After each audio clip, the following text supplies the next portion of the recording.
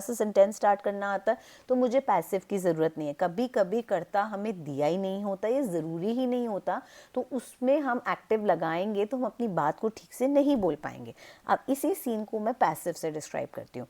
A blue car was badly damage, अगर news में छपता है तो यही छपता है ना कि रोड पे एक्सीडेंट हुआ था, गाड़ी बुरी तरह से टूट गई थी। A blue car was badly damage by an accident, ठीक है। अब वो क्या पता एक्सीडेंट किसी पोल से टकरा के हुआ हो, कार तो डैमेज हो गई, मेन तो बंदा न्यूज़पेपर में ये डिस्क्राइब कर रहा है कि गाड़ी बहुत ज़्यादा डैमेज हो गई। द विंडशील्ड वॉज ब्रोकन, अब किसने, अब एक्सीडेंट में पोल से टूटी, पोल के प्रेशर से टूटी, तो पोल, आप ये तो नहीं बोल सकते ना पोल ने आंखें तोड़ दी, हमें पता है कि विंडशील्ड टूट गई, windshield was broken. Some car parts were scattered on the road, ठीक है। अब इसका मतलब कि अब कार पार्ट्स स्कैटर हो गए थे, अब किसने किए नहीं पता, एक्सीडेंट से हुआ, पोल से हुआ, ड्राइवर से हुआ, some car parts were scattered on the road. An ambulance was called, अब किसने कॉल करी ज़रूरी नहीं है, सही टाइम पर एम्बुलेंस आ गई, एन एम्बुलेंस वॉज कॉल्ड। तो जब भी आप पैसिव में बोलते हैं पास्ट में, ये मैंने पास्ट का एग्जाम्पल दिया है, तो आप वॉज वर्ब के साथ थर्ड फॉर्म ऑफ वर्ब लगा देते हैं।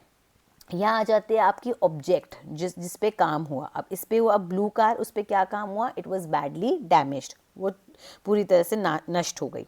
विंडशील्ड टूट गई, तो विंडशील्ड वॉज ब्रोकन, हमारा ऑब्जेक्ट क्या है, विंडशील्ड। अब देखा जाए तो हमारा कर्ता तो कहीं पे भी नहीं दिया हुआ किसने काम किया, हम अपने ऑब्जेक्ट पे ही बता रहे हैं, और पास्ट में हम या तो वॉज लगाते हैं, वर्ड लगाते हैं, उसके साथ ये होता है थर्ड फॉर्म ऑफ वर्ब, ये सेकेंड फॉर्म ऑफ वर्ब नहीं है।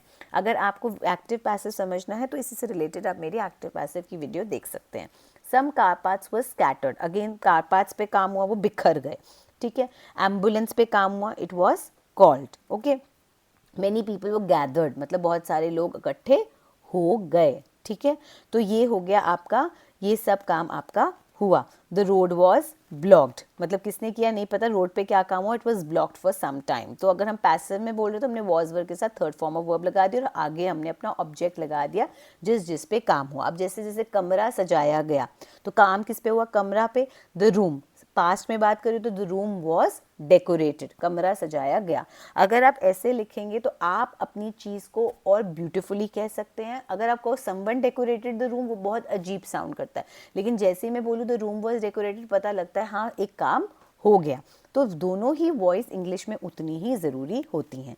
आई होप आपको पैसिव वॉइस का क्लियर हो गया होगा यूज़। अगर आपको कोई और डाउट है, आप कोई और कंसेप्ट समझना चाहते हैं, प्लीज़ कमेंट बॉक्स में लिखिए, और वीडियो पसंद आई हो तो लाइक, सब्सक्राइब एंड शेयर ज़रूर करिए। Thank you.